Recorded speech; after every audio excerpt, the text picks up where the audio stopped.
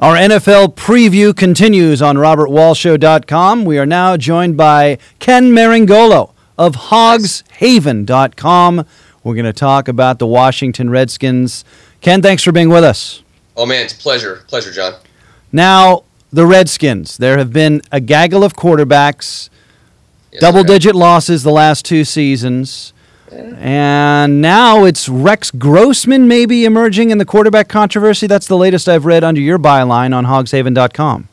Yeah, absolutely. Well, it's funny because in the offseason, in the midst of the lockout, when rosters were frozen and Rex was a free agent, Shanahan hinted that the quarterback of the future, or at least the quarterback for 2011, was on our roster. And it didn't take long for people to figure out he was talking about John Beck. He later basically confessed man love for John Beck, and it kicked the lockout right off the front pages here in DC. We've been talking about John Beck for like the last 2.5 months. At this point in time, I'm shocked to learn that I'm actually part of the minority who believe that this job is Rex Grossman's to lose. I don't think that there's quickly. I think him and Kyle Shanahan are super best friends. They've been together in this offensive philosophy for going on 3 years. It's a crappy, situation to find yourself in when you're picking between these two guys, but that's where we are, and I do think Rex Grossman will be the starter on day one. Now, neither Beck nor Grossman have had distinguished NFL careers. Grossman did quarterback a team to the Super Bowl, but he's had an inconsistent career. Is that fair? Oh, it's beyond fair. Okay, so my real question is, will either one be an improvement on Donovan McNabb? And if so, how does that happen? Yeah, I think the answer to that question is yes. I think Rex Grossman will be an improvement on Donovan McNabb.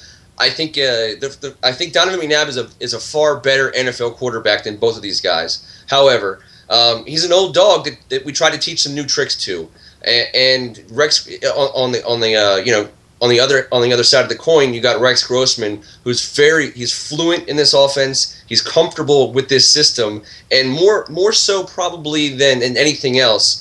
He's not a freelancer in this system. He's very much like a video game character for Kyle Shanahan to control, like he was playing PlayStation. He's going to do exactly what Kyle Shanahan and Mike Shanahan ask him to do, and he's going to probably do it with a high level of efficiency. Whereas Donovan McNabb, this just wasn't the place for him. It was a bad deal, pure and simple.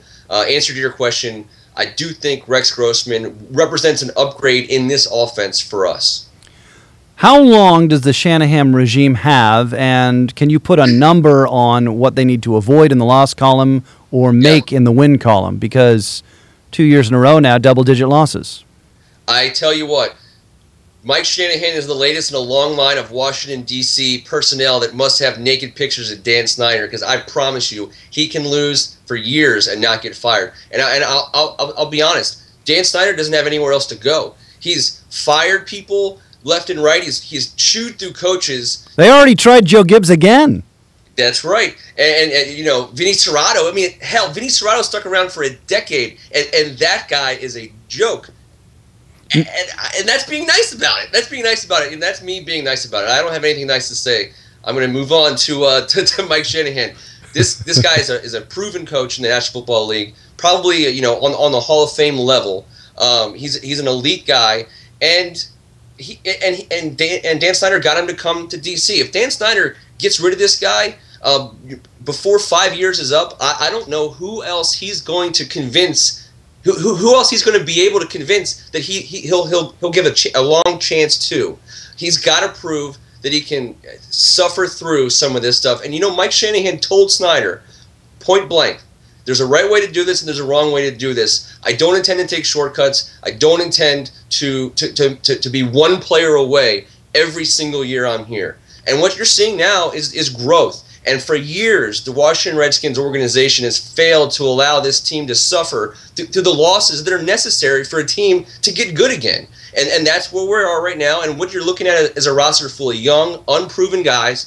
Mike Shanahan, they're his. And he's going to have, I think, a hell of a long leash. I think he'll be here for his contract of 5 years. I think it's potentially possible that he'll be here longer. I think that he'll have a lot of latitude in loss. I don't think he'll be fired. We're visiting with Ken Marangolo of hogshaven.com. Ken, do you have to explain that URL to people of a certain age? The Hogs are from a bygone era of Redskin dominance. They are. Of course, they're iconic in this area, in this neck of the woods. Anyone who's been an NFL fan for any, even since the Hogs have kind of retired, I think they understand who the Hogs are. Unfortunately for the Washington Redskins, our biggest deficiency in recent years has been our offensive line, which is a joke because we were one of the best offensive lines in the league for so long, and it's been an area, quite frankly, that we've ignored. Vinny Serrato openly stated he did not believe in drafting these guys, and my God, here I am. I just keep getting dragged down the Vinny Serrato road, but I'm not going to do it. I will say this though. The offensive line is important to Redskins fans. The Hogs are legendary and iconic. I was in Canton, Ohio last year. Watched Russ Grimm get inducted into the Hall of Fame.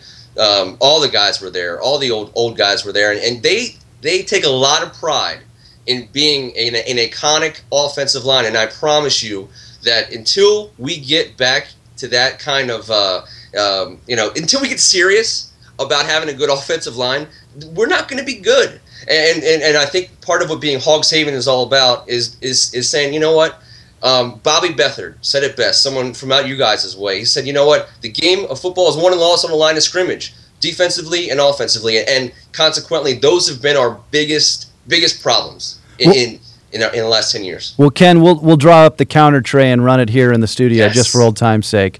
Absolutely. One last question: who scares you the most in the division? And feel free to talk trash. I mean, I'll start off with John Beck. He scares the crap out of me. If Shanahan is serious, pretty close to home. Let's start there. Let's start at home. Charity begins at home. John Beck scares the crap out of me. I don't think he's going to do it. You look around the division, Philadelphia Eagles. I've seen this movie before. When you sign all these guys to big contracts. The one thing about Andy Reid, he's rarely wrong when it comes to personnel. He gets rid of guys at the right time, and he generally brings them in at the right time too. That said, I look at the New York Giants, and I see a team that's quietly preparing for what I think is probably going to be a pretty good year. As for the Dallas Cowgirls, they can suck it because they are the worst team in the NFC. They have no heart. They're led by an owner who has no heart. Their stadium is empty and devoid of heart. The fans are the worst fans in the NFL. I have no fear of the Dallas Cowgirls, but I will say this. I think that the New York Giants are quietly preparing to be a very, very solid team this year. Screw the Eagles. He is Ken Marangolo of hogshaven.com. Ken, it has been a tremendous pleasure to visit with you and talk about the Redskins. Oh, man, my pleasure's been all mine, guys. Have a great night. All right, take care.